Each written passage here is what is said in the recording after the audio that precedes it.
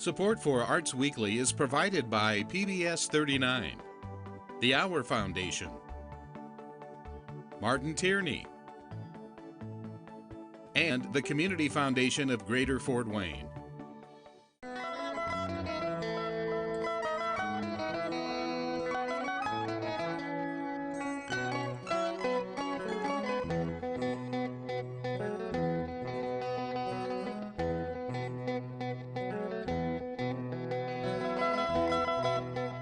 This is Arts Weekly.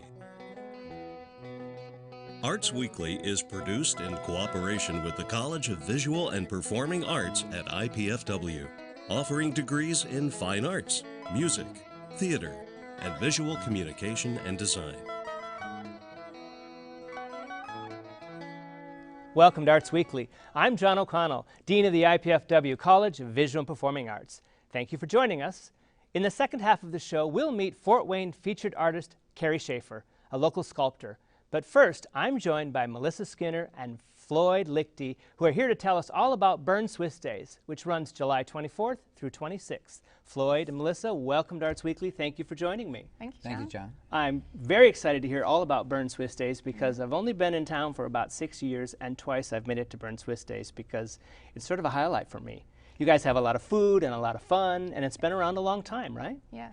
Melissa, what's your background with the Berne Swiss Days? Well, actually, for numerous years, I attended Berne Swiss Days as a child.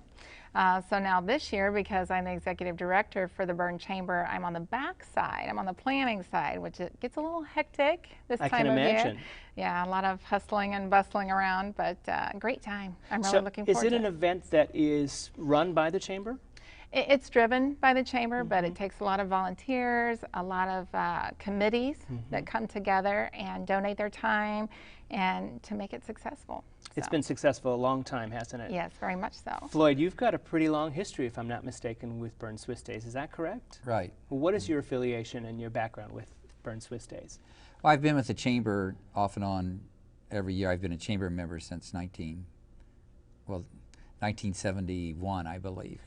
And so actually Swiss Days started out as a sidewalk sale years ago, and then a guy by the name of Pastor Kurt Bedsworth felt that we needed to highlight our Swiss heritage, and so it kind of transformed into what it is today. Let's go back and talk about that background a little bit in that history, if you will. Melissa, what is the history of the Berne Swiss Days, and maybe why did it come about? We know that a pastor was involved in it, but how long has it been around, actually, as a festival? Sure. Well, we were actually talking about that, and it started as Dollar Days, and then in around 1972, it switched to sidewalk sales. There hence was Berne Swiss Days.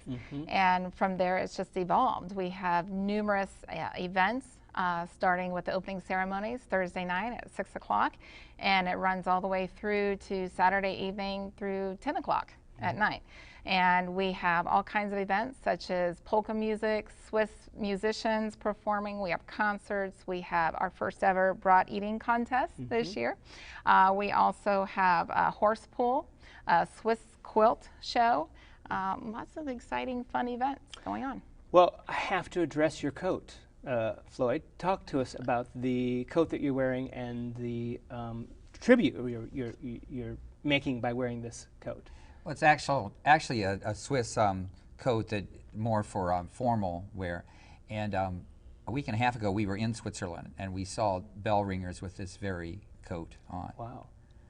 And Berne is, why is it called Berne Swiss Days? What is the history behind the Swiss community in Berne? Well, in 1852, that is when our Swiss settlers first came to Berne. And we were named Berne because I guess when the first settlers came out the front door, they weren't sure what to call the town. So they decided that they were going to call it the first name of the animal they saw when they came out the door, and they saw a black bear. And they turned right around and named ran it Berne. back in. Yeah, probably. Where have we landed? I would have. Exactly. So from there, that's where they started Berne, and then taking Berne and then adding Swiss because of our heritage, and then days. So Berne Swiss Days. Wonderful. So yeah. But it has some history with regard to why they came here. Is that correct, Floyd? Oh, absolutely, yes. Well, an interesting item here is that Berne, Switzerland is spelled without an E, and Berne, Indiana is spelled with an E, which is more of a French pronunciation. But life wasn't real pretty for the Anabaptists in the 16th, 17th century. In fact, the persecution of the Anabaptists in the 16th century, we get the prize for being the most persecuted and killed in the 16th century, the Anabaptists. And so things were difficult. Life did ease up a little bit, and then in the 1800s, it was more a matter of we just couldn't exist financially. And so as far as the persecution, that had come to pretty much an end. But they saw the new world, and they decided to... So does that mean that truly today Berne has a large Swiss population? Yes. Oh, absolutely. It does. Yeah, Definitely. yeah. So this is really, it's about heritage. Yeah. It's Very much about so. community celebration, but it's also an homage to the history of the Swiss settling in Berne. Yes. Well, what are some of the big events that we should look forward to that are sort of favorites? Sure. Sure. Well, we have a Stein toss as well. Oh, That's on Saturday. Stein toss. What time is that Stein toss? I'll have to be for that. Yeah, I think it's at 10 o'clock on Saturday. But I have a That's brochure. early for a Stein toss. Yeah, I have a You can brochure enter. for You can yeah, enter. I come might on. have to. Yeah, yeah, a horse pull that Okay. is known all around Yeah. for that event. I also mentioned the quilt show. Starts Friday morning and then ends, I think, at Saturday afternoon. We also have a Swiss concert, a new Swiss concert coming to Berne. So a variety of different things. So we're excited. Floyd, what are your favorite events that happen at Swiss Days? Well, I'd have to say Berne's Got Talent because I'm the MC for it. Oh, Yes. well, That's tell Friday me all night. about it. Friday night. That's on Friday night, Yeah. and we have 10 entries, local people, and the community comes out, and we have 3 judges, which makes up about 40% of the voting, and then the other 60% is done by the people in the audience. Right, like America's Got Talent. They'll be Yeah. cheering for You the know one it. that they want. Yeah, Is this a new event, or is this something you've done every year? We did it last year. We have musicals sometimes, and then we have different events. For 2 years now, we've had Berne's Got Talent, and I've had the honor of hosting it the last 2 years. Do you enjoy hosting it? Yeah, Yeah? it's fun. Yeah. Yeah. Actually, the other MC's a lot better actor or singer than I am. doubt that. I'm the Come on, lightweight. Floyd. She's the heavyweight. Oh, okay, fine. So it's a double duty, yeah. I do want to mention the boy that won last year. How old was he? He's only in the 7th grade. Yeah. Oh my word. He was a singer? Yeah, Oh. he knocked it out of the park. Really? Yeah. Well, what kind of music did he sing, I might ask? He conducts his own. Yeah. He writes his own? He writes his own. It's He's his own phenomenal. composition, it's his own We stuff. kicked him out. He's a judge this year. Yeah. Oh, okay, yeah, you can't have him win Yeah, after you're time done. after Yeah. time after Judge time. and then- He's got to get on YouTube so somebody can discover him, Yeah. and you know. Oh, Well, wow. actually, one contestant last year, and she's also in it this year, was on America's Got Talent. She does the voice box. Oh, okay, yeah. Yeah, we've got some really You good do, talent absolutely. coming. Right. How many people do you anticipate come from year to year, attend the festival? I had heard around 4,000 Uh-huh. total Right. estimated attendees. So, yeah, it draws a large And crowd. is it a completely volunteer festival? Yes, yes. I mean, for the most part, Mostly. we For the have a most part. Swiss Days committee, but a lot of people donate their time, their efforts. It's all across the board. It's a great event. So. And is it local vendors, or do you draw in people from all 3 states? Because, you know, the festival run for some artists and for some vendors, you know, is a summer-long job, if you will. So, Yes. Actually, our one vendor I know that I talked to is coming from North Carolina. I think there's one that's even coming from Texas, I believe. So, yeah, they call all over. And we were still getting calls, even up until yesterday, people wanting to come. So, Wow. and we try to make it where there's just one of everything. That way it spreads it out, spreads Right. the wealth. yeah, And, absolutely. so, yeah. And it happens downtown? Do you close off downtown and it's a street fair? Is that what it is? Yes, it's on the main street, and then we have some that are on the side streets. Lots of food, lots of crafts, a little bit of everything. Right. So, One of the favorites is the cheese stand, which is here at the Three Rivers Festival right now. He has been coming for years. and- He's been coming to your festival after he finishes this festival. You're like a week later or Yeah, something. he right? steps it up Yes. and comes from Fort Wayne to Berne. Yeah, Yeah. great. yeah. And actually, I know some friends that came to the festival here in Fort Wayne, and they said, "Oh, hey, you're coming to Berne next week." Right. And they're like, "Yep, we'll be there." Right. So That's terrific. neat. Yeah. So let's give our viewers the details again. So the event runs what? It starts at the opening ceremony is Thursday night, All 6 right. o'clock, downtown, main stage. And then it runs all the way through, starts again Saturday morning, or Friday and Saturday morning at 9 o'clock, and then runs until 10 o'clock both nights. And the talent event is when? Friday night at 7. Is it outside? Oh, no, it's in our air-conditioned auditorium out at the high school. Great. And is it That's free of outside. charge? Oh, no, Okay. $5. Okay, there we go. Yes. Well, But you get a vote. you get, well, that's right. It's worth $5 if you Yeah, ask me. Yeah. Thank you both for joining me. It's been Thank a you. great pleasure meeting you, and I look forward to Berne Swiss Days We hope to see coming you. up. I'll be there. All right. Thank I you, have to John. be at Thank the you. festival. So I may have to be a talent judge one All day. right, there you go. Thank you, and thanks for bringing the coat. Sure. I like it. Thank you.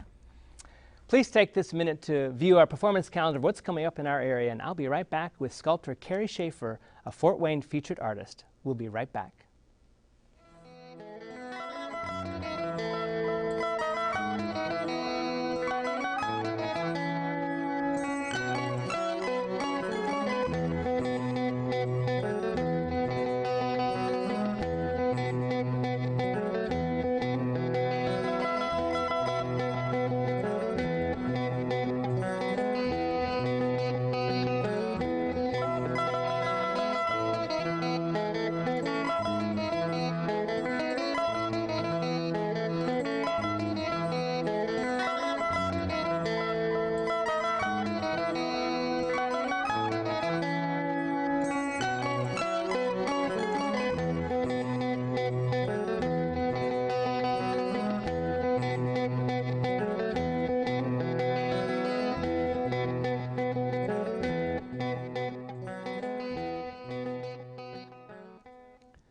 American sculptor Carrie Schaefer is a classically trained stone carver whose breadth of work includes major architectural projects, private garden installations, and freestanding abstract sculpture.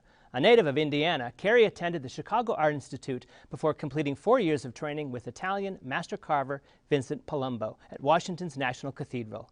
Apprenticed in the historic tradition, Carrie learned stone carving's complex body of technical knowledge. Among the many ornamental stones, Carrie carved the final gargoyle on the cathedral. I am pleased to have Carrie Schaefer as this week's Fort Wayne featured artist. Carrie, welcome to Arts Weekly. Thank you. It's a great pleasure to meet you.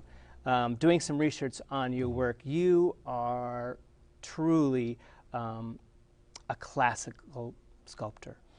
You have some twists on your sculptures that I have to say are whimsical and fun, but your craftsmanship is absolutely classical and beautiful. So thank you for joining me, and I'm glad you're in Fort Wayne. Before we look at some of it, let's talk a little bit about your background as an artist.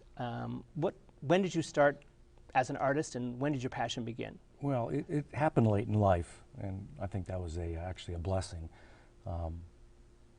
I was 26 when I first started, and before that I would once in a while pick up a pencil and try to draw, and every once in a while I could do it, and then it would go away and I couldn't. And, I was doing normal white-collar jobs, and I was bored, and one day I had just come back from New York City to work for my father here, and I was really, really, really bored, and I went out in the backyard and picked up a little piece of limestone, and I sat down, put it between my bare feet, and picked up a hammer and a screwdriver, and just started dinking on it, and something snapped in my head. It just clicked, and I thought, wow, I think this is what I want to do. And quite arrogantly, I had seen a book in the bookstore in the mall with about Michelangelo, and on the cover was the David. And I thought, I can do that. I had never seen it before. I In had my never dad's been backyard, exposed. Right. I will get some limestone. Yes, I had never been exposed to the arts, obviously, and I was the guy that sort of made fun of the artists growing up. Oh, And were you? yeah, I was a bad guy. I was kind of a jock, and Oh, then okay. Once I got to the cathedral and my career started, and I realized there was almost a whole different person inside of me, I went back and apologized to all the people that I made fun of. Wow. I Oh, said, that's- "I'm sorry, I'm one of you now." I'm So, one of you, and you yeah. can make fun of me now. Right, right. Limestone, it's a good start. It's fairly soft, is that correct? Yeah, or- it's really considered probably the best carving stone. It's certainly the best building stone because it's very consistent. And the stone in Indiana is the best building stone in the world. People always say, how do you equate it to marble? And well, marble has grains in it, and it oftentimes, a really good marble, the light looks like it's reflecting from inside of it. With limestone, it's much more of a blank canvas, and the light bounces off it. So I sort of look at when I'm carving limestone as opposed to marble, I'm doing a charcoal drawing. So I'm trying to get as many gradients of light and dark and bring it up as if I was doing a three-dimensional charcoal drawing. And that's much different than the marble, because the marble light is almost sometimes comes from within it. Yeah, I was surprised to learn that southern Indiana has a fair amount of limestone available to artists in his mind in southern Indiana. Yeah, there's enough limestone left in the United States, in southern Indiana, to rebuild every building that was ever built. Wow. And now it's becoming economically more viable to use it as a building material, so they're pulling it out of the ground and they're slicing it up and they're facing buildings with it, which is still better than nothing. Right. But the skilled jobs of knowing how to carve it and design in the stone is what's been lost. So at 20-something, you all of a sudden discovered you had this passion. What was the next step? Because all of a sudden we're in Washington, D.C. at the National Cathedral. Fast. That doesn't happen for most artists fast. So no. I what was that leap? Worked for my father for a year. I said, I'll give it a year. I had this discovery. I quit the... and said I, would like to be an artist, so I took a couple art classes, having never done it before, and then I went to the Art Institute, which I felt very lucky to get in. And I was going for a master's, and they said, well, come up here for the summer since you have had no undergraduate art classes, and you might want to catch up on some. So when I was there for the summer, very happy, I was dinking on a piece of stone outside, and I thought, well, winter's going to come soon, and I'd like to find a studio. So that day on the cover of the Reader, which is the Chicago Free Paper, there was an article about a guy who had just come back from the National Cathedral and stone carver. So I got hooked up with him, and he knew the master was looking for an apprentice. And one fluke led to another, and within 3 weeks I was at the cathedral. Wow. Let's look at some of your images, if we can, and talk a little bit about what kind of work they take. Well, these are not any of their sculptures. These are for the bikes, IPFW Sculpture with Purpose. You did 2 bikes, correct? Yeah, and this is the first one, which I think is on Main Street, is it not? Yes, it is. That's the unicycle. However, it was just recently hit by a car. Oh, no. Just like the one in front of the museum. So it's back in my studio, and we're awaiting insurance details so I can rebuild it. So you can rebuild it. A car hit a car that ran into it. Wow. I guess they'll be moving that next time, won't they? Probably, but that was really fun to do because that's limestone and steel. Oh, terrific. So, yeah. And the second sculpture that we had, the second Sculpture with Purpose, was another bike rack. Yeah, and this was called Curiosity, and it, the idea was to put a whimsical sort of bent on the idea of curiosity. Right. So, and I wanted to do a very simple and abstract almost line drawing, because the backdrop of the building allowed for it. It's all steel? It's all steel, yeah. And it's not going to be hit by anything because it looks like it's pretty far in the Let's hope not. sidewalk. It's again, if it does, we can rebuild them. Yeah, I'm interested unlike in a carving that, I'm interested in the image we have. We have a double image of, I don't know if it's on a religious building or not. Can we have that image of might be the devil? No, that's my satyr. Yes. Yes, the garden sculptures. Well, this is for a commission in Indianapolis, and I have clients in Indianapolis. I've been working on their place for many years. And they like the whimsical, they sort of create their own mythologies. And this is sort of their garden gods. And this was, the satyr is the, is one figure, and the female figure is sort of Eve, and she's sort of the, the Mother Earth. It's a beautiful piece that's very traditional in its work. We have others of your work we'll just cycle through as we continue to talk. When did you move out of stone and into other mediums? Just recently. I had been doing commission work almost primarily in limestone for almost 20 years, and as much as I love doing that, and a job might take 6 months or 2 years, it kept me in a universe that I was ready to try to do some other things. I really wanted to learn to weld, and so last year I learned to weld, and at that same time I was given the opportunity to do these bike racks. So I thought this is a great opportunity to take what I know about designing stone, and then also what I'm going to learn with the steel, and combine it, and I can do some of the abstract things that I've wanted to do, some of much more contemporary work, still using the the highest language of line and shadow and objects. But you said that you wanted to look like a line drawing. Does that mean that your fundamentals of art, if you will, are improved since that time? And because you said you didn't really draw, sometimes you did, sometimes Yeah, you you know, didn't. I had to teach myself once I got to the cathedral, and all of a sudden here I am, I'm carving architectural ornaments and angels and gargoyles. I put myself also through a kind of a boot camp of learning to draw, and I went to the museums every day to look at what made a good drawing, what made a good painting, what made a good sculpture, I needed to learn, because you can learn a technical aspect, but if you don't know why one thing is better than another, why one choice is, because after all we do is make choices. Right, absolutely. And I wanted to know what choices I could make, and that along with, I wanted to have as big a vocabulary as possible, and the cathedral allowed me to learn a big vocabulary. I always tell my young artist students, I mean my actors and directors and whatnot, that you're making a mistake. You're not breaking the rules. You only get to break the rules when you know how the rules work. There's mistakes, and there's rule breaking that is done with some purpose. Right. Because you know how to make it work. And I equate it, people go, this thing about abstract. I said, you really can't abstract if you can't do it for real. It's like, if you can't speak French and someone wants you to speak, you're just speaking gibberish. Yes, what are you absolutely. saying? So I always found it was very important, and that's why it's kind of exciting now to take what I know all about the classical and romantic and Baroque language and really pare it down to the most basic elements and still have an impact. And it's almost harder to do a simple piece as it is a complicated piece, because you can throw all your tricks at it and people go, wow, look at that. But a simple piece requires it really to be much more concise.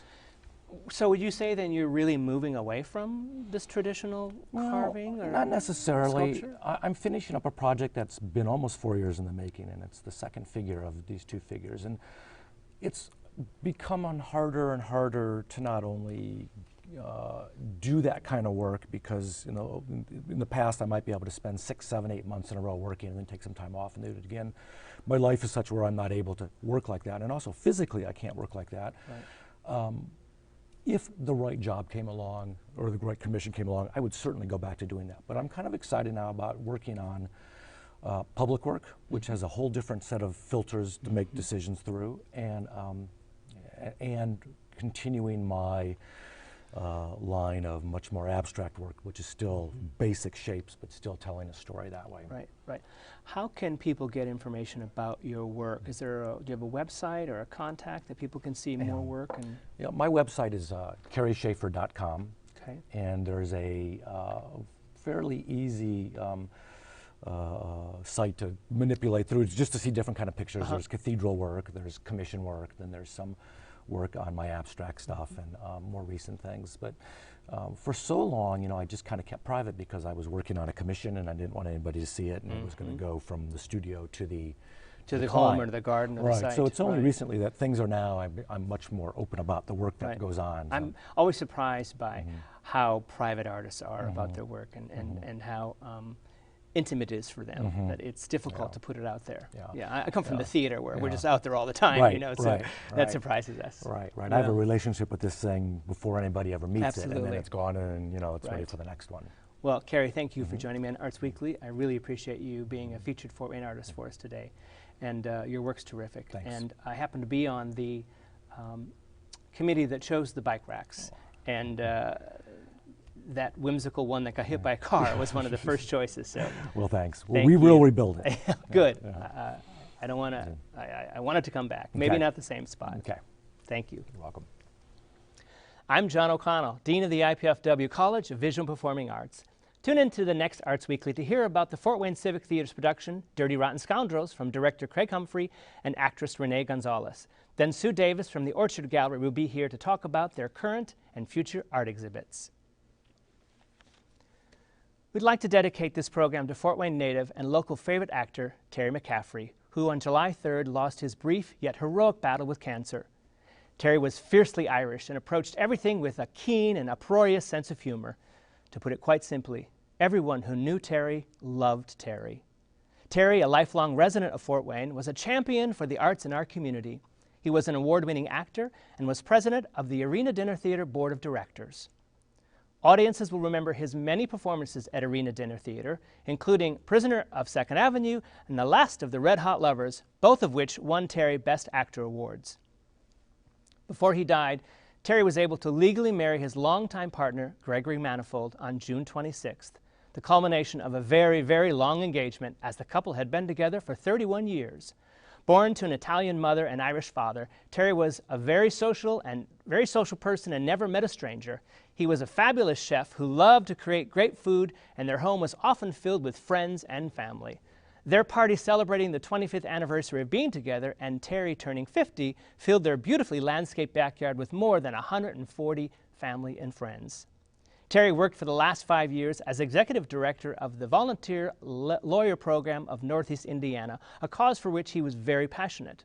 Over the years, he had worked with many people in our community, including Mayor Paul Helmke, the Fort Wayne Urban Enterprises Association, and as a realtor, Terry found the perfect homes for many of his friends in the historic neighborhoods he loved. He was also a founding member of the Southside Garden Club. The Fort Wayne theater community will miss our beloved Terry McCaffrey. Thanks for watching Arts Weekly.